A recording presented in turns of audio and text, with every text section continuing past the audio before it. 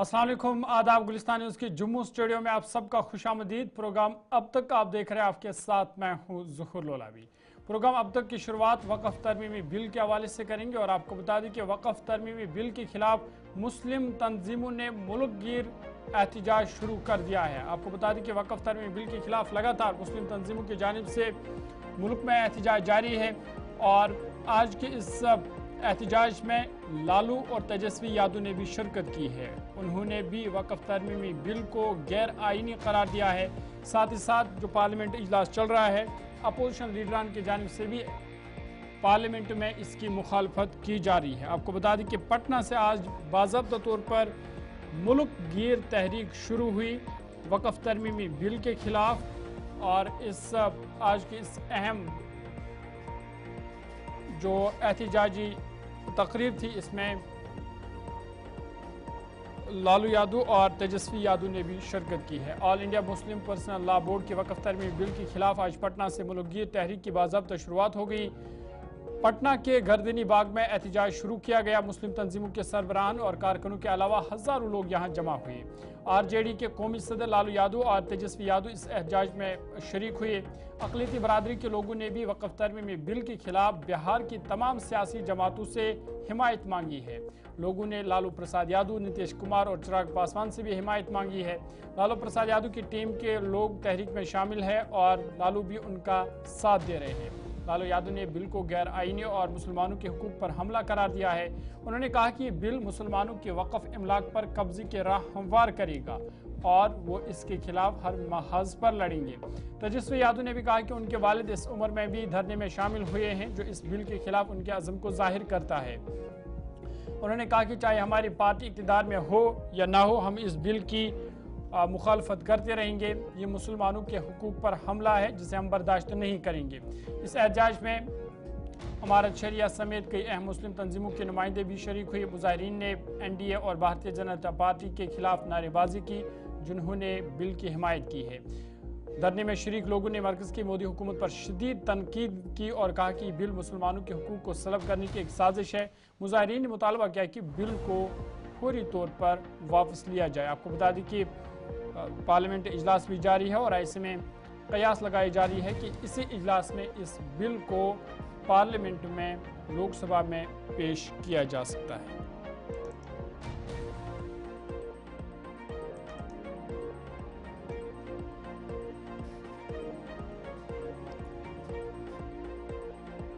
आगे बढ़ते और एक बड़ी खबर की बात करेंगे और आपको बता दें कि मेंबर पार्लियामेंट इंजीनियर रशीद को आज दिल्ली हाई कोर्ट से बड़ी राहत मिली है। आपको बता दें कि इंजीनियर रशीद अब पार्लियामेंट के इजलास में शिरकत कर सकते हैं, उन्हें इसकी इजाज़त मिल गई है। इंजीनियर रशीद को हिरासती पैरोल मिल गया है और इधर अवामी इत्तेहाद पार्टी ने इस फैसले का खैर मकदम किया है और इसे जमहूरियत की जीत करार दिया है। तिहाड़ जेल में बंद इंजीनियर रशीद को आज अदालत की जानिब से बड़ी राहत मिली। इंजीनियर रशीद अब हिरासती पैरोल पर पार्लियामेंट में शिरकत करेंगे। टेरर फंडिंग केस में तिहाड़ जेल में बंद मेंबर पार्लियामेंट इंजीनियर रशीद को दिल्ली हाई कोर्ट से बड़ी राहत मिली है। दिल्ली हाई कोर्ट ने मेंबर पार्लियामेंट इंजीनियर रशीद को 24 मार्च से 4 अप्रैल तक पार्लियामेंट के इजलास में हिस्सा लेने की इजाज़त दी है। वो इस पूरे इजलास के दौरान पुलिस के हिरासत में रहेंगे। दिल्ली हाई कोर्ट ने इंजीनियर रशीद को हिरासत में पैरोल दे दिया है, जो दहशतगर्दी के मुलजिम और बारामूला के मेंबर पार्लियामेंट में है। दरअसल इंजीनियर रशीद ने दिल्ली हाई कोर्ट में अर्जी दायर की थी कि पार्लियामेंट के मौजूदा इजलास में शिरकत के लिए उन्हें हिरासती पैरोल दिया जाए। इस पर समाअत के बाद हाई कोर्ट ने कल चूँकि फैसला इस हवाले से महफूज कर लिया था, ताहम आज हाई कोर्ट ने फैसला सुनाते हुए उन्हें इजाज़त दी है कि वो पार्लियामेंट के इजलास में शिरकत कर सकेंगे और जो 4 अप्रैल तक पार्लियामेंट इजलास जारी है उसमें वो शिरकत करेंगे। हिरासती पैरोल पर उन्हें इजाज़त दे दी गई है। इधर अवामी इत्तेहाद पार्टी ने इस फैसले पर खुशी का इजहार किया है। अवामी इत्तेहाद पार्टी की तर्जुमान इनाम नबी ने एक सोशल मीडिया पोस्ट में दिल्ली हाई कोर्ट के फैसले का खैर मकदम किया है। खुशी का इजहार करते हुए उन्होंने लिखा कि ये जमहूरियत की बड़ी फतह है। दिल्ली हाई कोर्ट ने MP इंजीनियर रशीद को 18वें लोकसभा के चौथे इजलास के हिस्से में 24 मार्च 4 अप्रैल 2025 तक हिरासत में लेने की इजाज़त दे दी है। वो पार्लियामेंट में शिरकत करेंगे। उन्होंने कहा कि तमाम रुकावट के बावजूद शुमाली कश्मीर के लोगों की आवाज़ पार्लियामेंट में फिर से गूंजेगी। ये बड़ी राहत इंजीनियर रशीद के लिए कि अब वो पार्लियामेंट में अपनी लोगों की नुमाइंदगी करेंगे। शुमाली कश्मीर जहाँ से वो मेंबर पार्लियामेंट है, शुमाली कश्मीर की बात वो आने वाले दिनों में आप देखेंगे पार्लियामेंट में रखेंगे।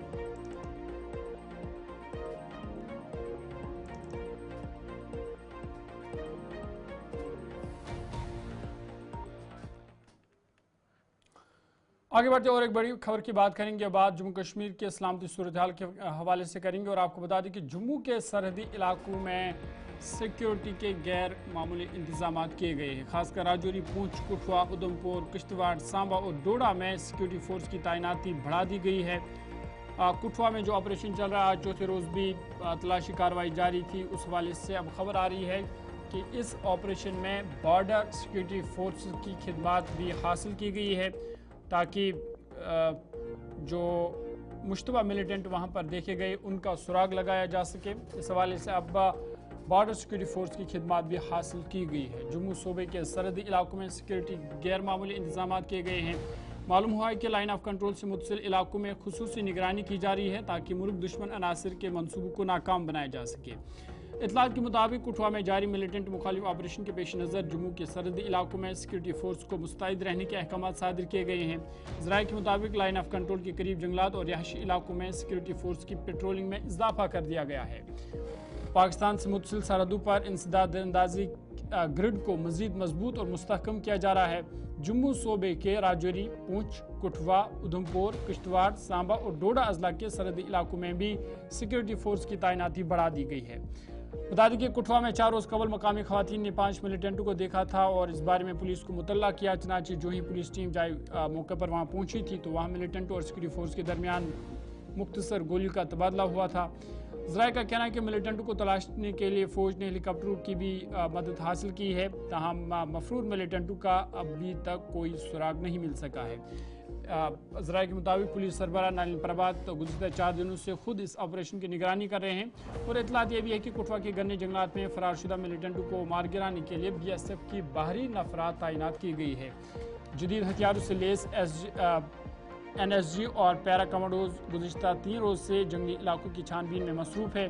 गन्ने जंगलात इलाकों में सिक्योरिटी फोर्स की मुतअद्दिद कंपनियां तैनात की गई है जबकि क्वाड काप्टरों और ड्रोन्स के जरिए भी इलाके की कड़ी निगरानी की जा रही है। मीडिया रिपोर्ट्स के मुताबिक सिक्योरिटी फोर्स ने तलाशी ऑपरेशन के दौरान कई अफराद से पूछताछ भी की है और सिक्योरिटी फोर्स ने वसी जंगली इलाके का मुहासरा करके फरार के तमाम मुमकिन रास्तों पर सख्त पहरा लगा दिया है ताकि जो जंगलात में छुपे मिलिटेंट है उनको पकड़ा जा सके। और इस हवाले से जदीद टेक्नोलॉजी का भी सहारा लिया जा रहा है।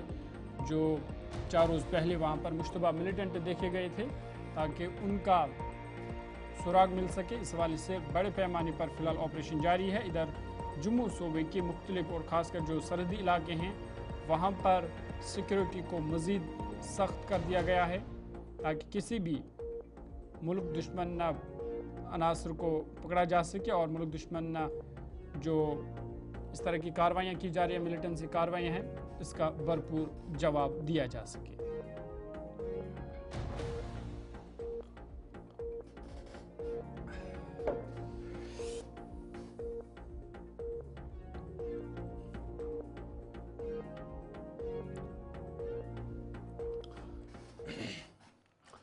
आगे बढ़ते हैं। बात मिलिटेंट्स के हवाले से हो रही थी तो मंशात फरोश के हवाले से भी बात करेंगे और पुलिस इस हवाले से लगातार कार्रवाई कर रही है और मंशात फरोश के खिलाफ पुलिस ने आज बड़ी कार्रवाई करते हुए काजीगुंड में 1.5 करोड़ रुपए मालियत की जायदाद कुर्क की है। NDPS एक्ट के तहत ये कार्रवाई हुई है और बताया जा रहा है कि जो मंशात फरोश है वो फिलहाल कोट बिलवाल जेल में बंद है। आपको याद होगा कि आज कई सरकारी मुलाजमीन को नौकरी से बरतरफ भी किया गया और उनके खिलाफ भी ये इल्ज़ाम था कि वो मंशियात फरोश के कारोबार में मुलव्वस है। फ़िलहाल बड़ी कार्रवाई अनंतनाग के काजीगुंड में हुई है जहां पर एक मंशियात फरोश की जायदाद को कुर्क किया गया है। बताया जा रहा है कि करीबन 1.5 करोड़ रुपये मालियत की जायदाद है जिसको आज पुलिस ने कुर्क किया है। जम्मू कश्मीर पुलिस ने जम्मू कश्मीर के कुलगाम ज़िला में नसू बदरा गुंड इलाके में कई मुकदमात में मुलवस मंशा फरोश की जायदाद जब्त कर ली है। पुलिस के मुताबिक इस कार्रवाई में नसू बदरा गुंड काजीगुंड से ताल्लुक़ रखने वाले रियाज अहमद गनाई एक शहरी के 2 मंजिला 2 रिहायशी मकानात को कुर्क कर दिया गया है। पुलिस के मुताबिक रियाज अहमद मंशा फरोशी से मुतल्लिक कई केसेस में मुलवस है और फिलहाल इस वक्त वो NDPS एक्ट के तहत सेंट्रल जेल कोट बिलवाल जम्मू में कैद है। पुलिस के मुताबिक मंशियात की फरोख्त में मुलवस पाए जाने वाले अफराद के साथ कानून के मुताबिक कार्रवाई की जाएगी ताकि माशरे को मंशियात की बिदअत से पाक किया जा सके। आपको याद होगा कि आज जम्मू कश्मीर हुकूमत ने बड़ी कार्रवाई करते हुए मंशियात फरोशी में मुलवस पाए गए महकमा जल शक्ति और दीगर महकमों में काम करने तकरीबन 5 मुलाजमीन सरकारी मुलाजमीन को नौकरियों से बरतरफ भी किया गया। उनमें कई का ताल्लुक जम्मू सूबे से था और कई मंशियात फरोशों का ताल्लुक वादी कश्मीर से था। कुल मिलाकर पुलिस मंशियात फरोशों के खिलाफ लगातार कार्रवाई कर रही है। ताहम उन्होंने लोगों पर भी ये जोर दिया है कि वो इसके खिलाफ आवाज़ उठाए और जो भी इस तरह के कारोबार में मुलवस है उस हवाले से पुलिस को आगाह करे ताकि पुलिस उन लोगों के खिलाफ कार्रवाई करे और जम्मू कश्मीर से मंशियात के लत को ख़त्म किया जा सके।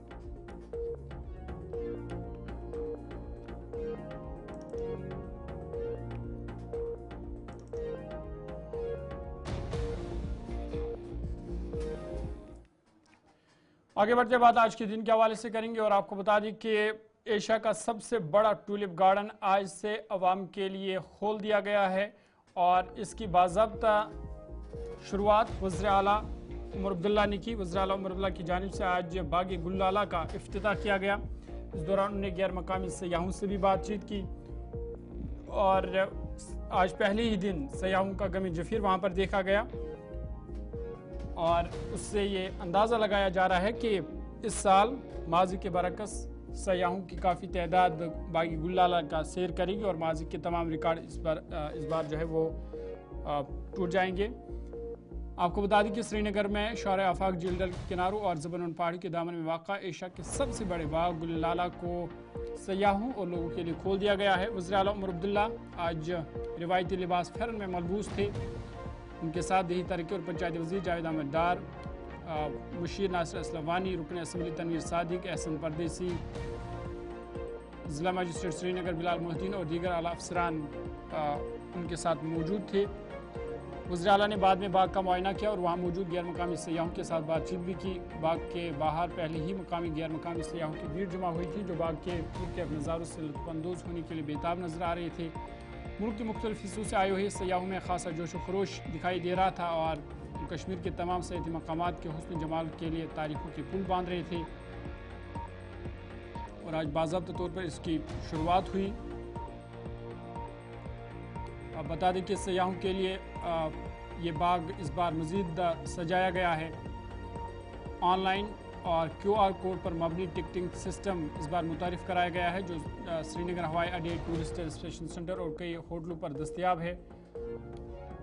एशिया के सबसे बड़े बागी गुललाला में इमसाल 1.7 मिलियन टूलिप सयाहों की तफरीह के लिए तैयार है जिनमें नीदरलैंड से दरामद किए गए हैं। 2 नई कस्में इस बार शामिल किए गए हैं और इस बार ये उम्मीद की जा रही है कि सयाहों की एक ख़ास तादाद बाग गुललाला का सैर करेगी और इससे लुत्फ़अंदोज़ होगी। ये शुरुआत तो हुई है और खुशाइंद शुरुआत है और उम्मीद करते हैं कि इंशाल्लाह हमारा टूरिज्म सीजन या टूरिस्ट सीजन जो हमारा है इसी तरह ब्लूम हो जाए पूरे साल में और अच्छा रहे। हम उम्मीद इसी के साथ रखते हैं, उम्मीद यही रखते हैं हम लोग।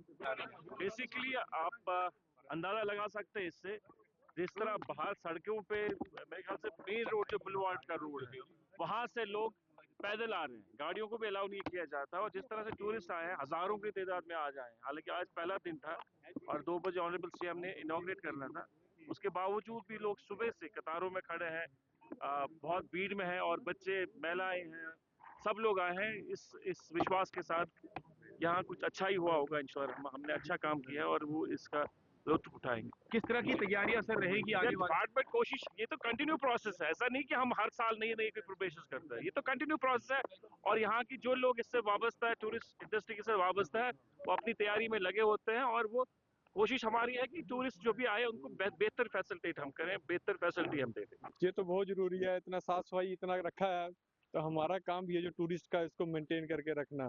नहीं तो ये तो पूरा कचरा बन जाएगा जितने टूरिस्ट आए हुए हैं। तो जितना साफ सुथरा रखेंगे उतना भी घूमने का मजा आएगा, एनवायरनमेंट के लिए भी बढ़िया है। इसलिए ट्यूलिप गार्डन इतना खूबसूरत है कि इसको बिल्कुल साफ रखना है, बिकॉज सो ब्यूटीफुल कि लोग जो बाहर गाँव से आते हैं, पहला मीन्स थोड़ी भी गंदगी बिल्कुल इधर अलाउ ही नहीं करनी चाहिए। And this is a local place होने के कारण स्मोकिंग और ये सब होने से ट्यूलिप गार्डन का जो इम्पोर्टेंस है, जो जो हम लोग जो ब्यूटी है वो सब चली जाती है। बिकॉज ये गार्डन और अलग अलग फ्लावर्स जो है वो इतने खूबसूरत है, और लोग उसको कुछ चिप्स खाते हैं, बच्चे पॉलीथीन फेंकते हैं, या तो कोई कोई बच्चे प्लग करते हैं फ्लावर्स, वो बिल्कुल बंद होना चाहिए। मैंने तो देखा नहीं इतना, लेकिन फिर भी बहुत साफ है, फिलहाल तो गार्डन बहुत साफ है। पब्लिक भी हाँ, today is the first day, इसके लिए थोड़ा सा बहुत अच्छा है। और ऐसा ही मेंटेन रखेंगे आगे तो? यहाँ बहुत दिल दुखता है जब देखते हैं यहाँ गंदगी हो। यहाँ देखो कितनी वैरायटीज है टूलिप्स की, तो अगर हम यहाँ पे मतलब गंद फेंकेंगे या फिर हम पॉलीथीन वगैरह फेंकेंगे यहाँ पे, तो उससे ये पॉल्यूट हो जाएगा, मतलब ये अच्छा नहीं रहेगा। और जो बाहर से टूरिस्ट आ रहे हैं उनको हमारी तरफ से क्या मैसेज मिलेगा? मतलब हमें इसको साफ रखना है बिल्कुल, मतलब नेचुरल वे में हमने इसको रखना है, ताकि बाहर से जो टूरिस्ट आ रहे हैं वो मैसेज लेके जाएं कि ये तो मतलब एक रियली ये जन्नत है।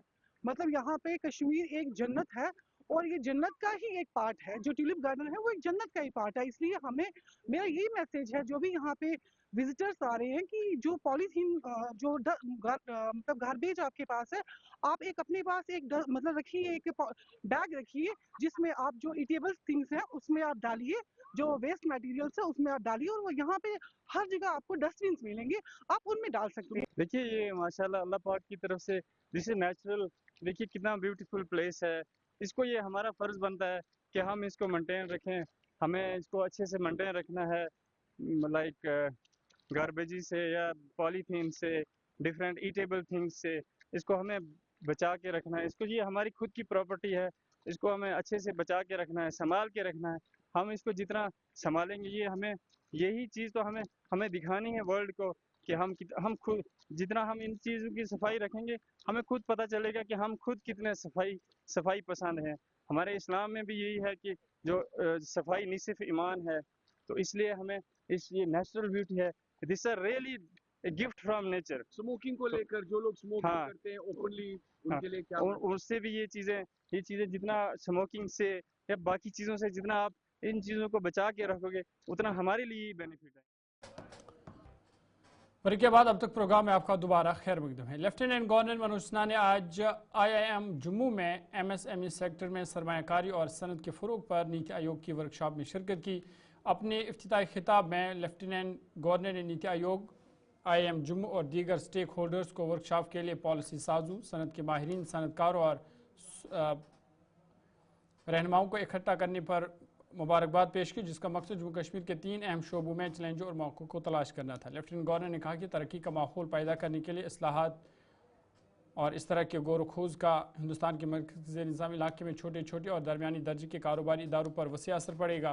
उन्होंने इस बात पर जोर दिया कि MSME सेक्टर के तमाम स्टेक होल्डर्स के दरमियान राब्ते को गहरा किया जाना चाहिए, इस्लाहात को बगैर किसी रुकावट के होना चाहिए और पॉलिसी साजों और कारोबारी अफराद को शिरकतदार के तौर पर काम करना चाहिए ताकि जम्मू कश्मीर को मज़ीद तरक्की मिले।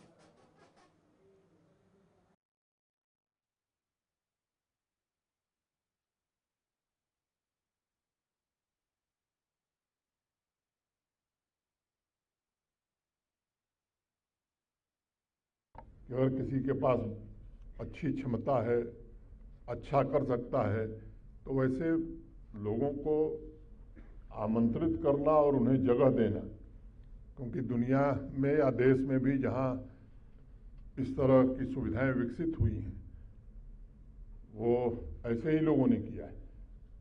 तो केवल सरकारी स्तर पर नहीं, प्रशासनिक स्तर पर नहीं, बल्कि लोगों के मानसिक स्तर पर भी इसमें बदल करनी होगी।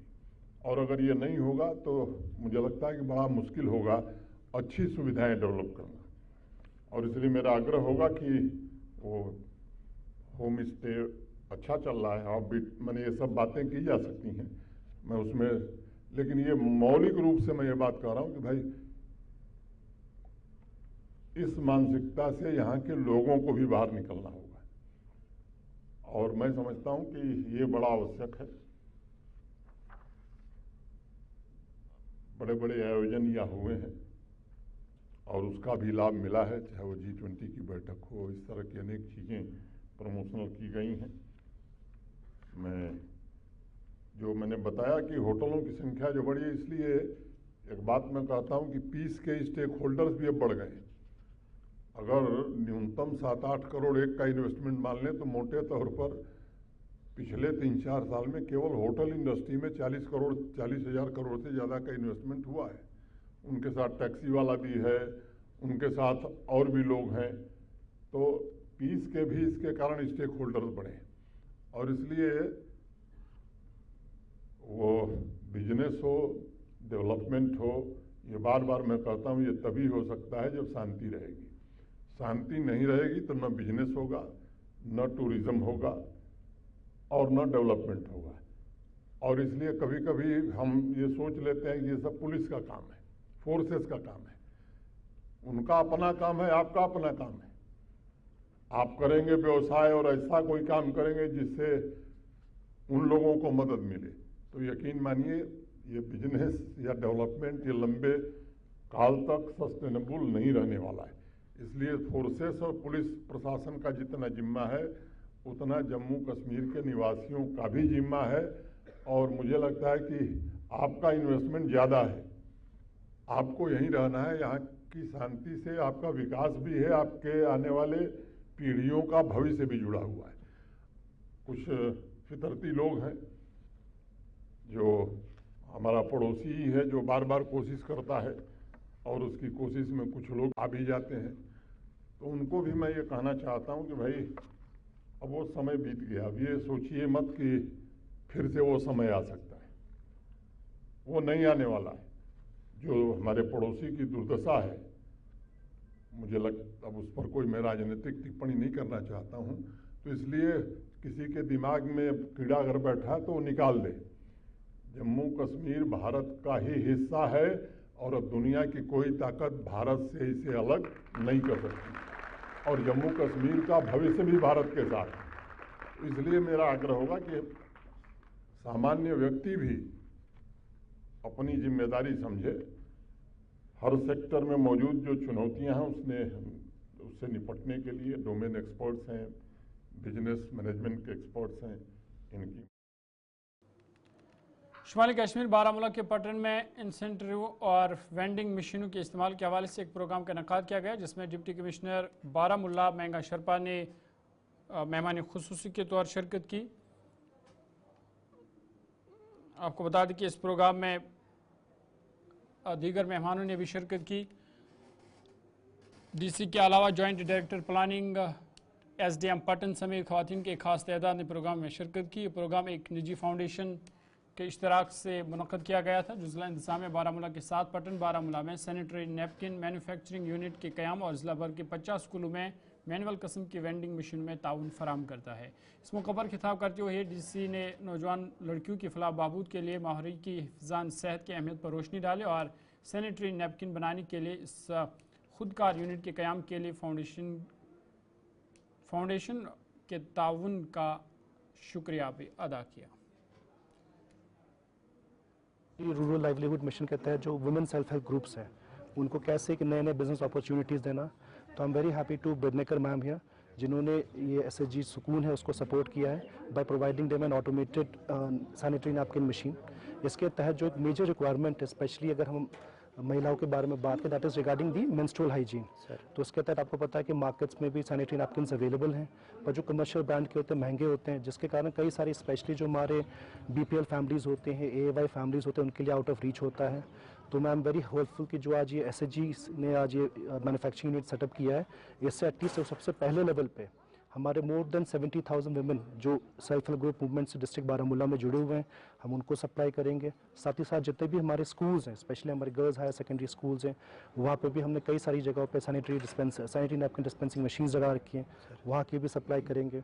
और सबसे अच्छी बात यह है कि जैसे आपने देखा कि फुल्ली ऑटोमेटेड प्रोसेस है, इसके साथ साथ जो भी प्रिकॉशंस होते हैं उसका भी ख्याल रखा गया है। इसके साथ साथ जो भी प्रोडक्ट बना है it is biodegradable, non carcinogenic है, जिससे स्पेशली वुमेन की हेल्थ के लिए भी कोई इफेक्ट नहीं है।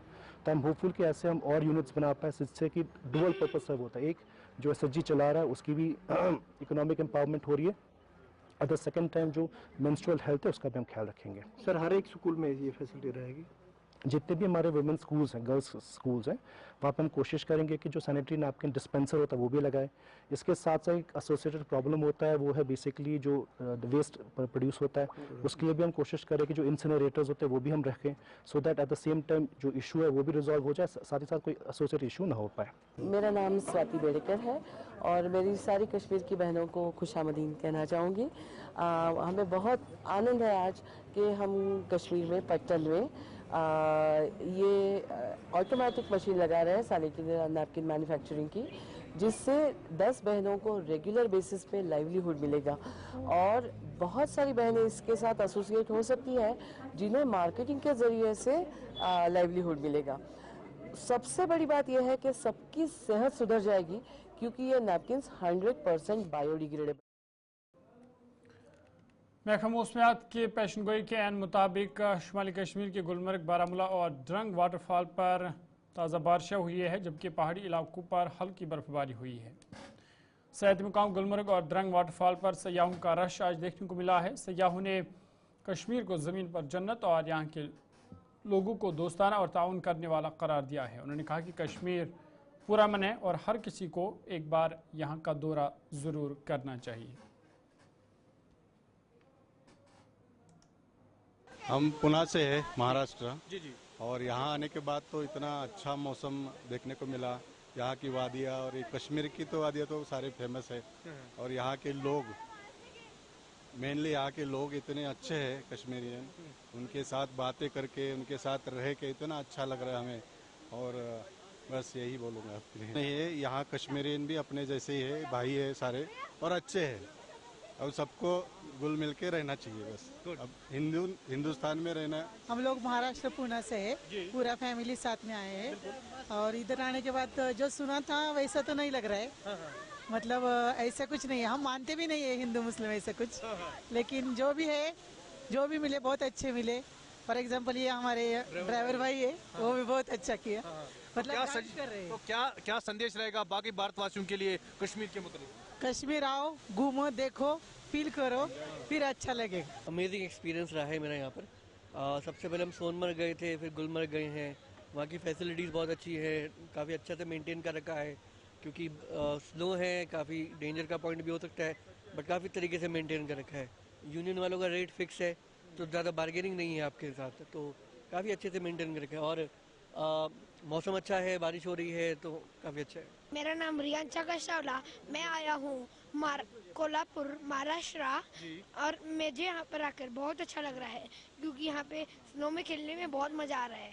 मैं भी मेरे दोस्तों से बोलना चाहता हूँ कि आप भी यहाँ पे आए, यहाँ पे आपको बहुत मज़ा आए। और मैंने बहुत सुना था कि कश्मीर एक हेवन है, स्वर्ग है धरती पे, और आज मैं आ भी गया हूँ, तो आज दिख रहा है कि कितना अच्छा स्वर्ग है। और यहाँ के लोग बहुत स्वीट है, बहुत।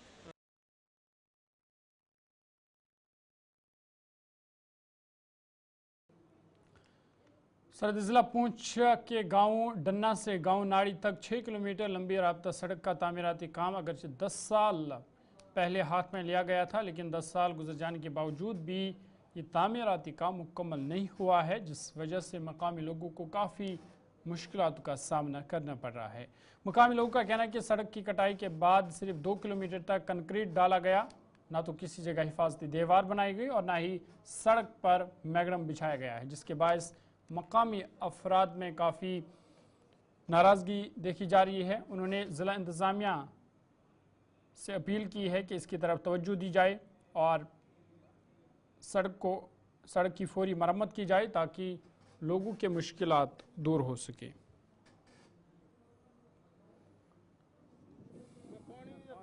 मेरा नाम मोहम्मद लियाकत, पंचायत सरल और वार्ड नंबर 8, 9 और 10 से ये अवाम जो आज इकट्ठी हुई है। यहाँ रोड का मसला भी जो अरसे दराज से आ रहा है। इसको तीन साल से ज़ायद इस टेंडर को लगे हुए हैं। 3 करोड़ और 95 लाख से ज़्यादा ये टेंडर का काम है। सिर्फ इस पर सिंगल कोटा जो है मेटल पाया गया, उसके बाद कुछ एक आर वाल और बी वाल लगाई गई, उसके बाद जो है काम जहाँ का था वहीं पड़ा हुआ है। कई बार यहाँ डी साहब भी आए और एडविल साहब भी आए, लिहाजा वो सिर्फ विजिट करके चले जाते हैं। जैसे ठेकेदारों को ये इतला नहीं की जा सकती कि इनका काम किया जाए। इस मार्च में इस रोड को कंप्लीट होना चाहिए था, मेटल पड़ना चाहिए था। ये गाड़ी आई है, इस पर बड़ी गाड़ी आने का कोई चांस नहीं है कि अगर 3 करोड़ 95 लाख रुपया जिस रोड पे लगता है, जहाँ लगता है वहाँ गाड़ी तो आनी चाहिए ना।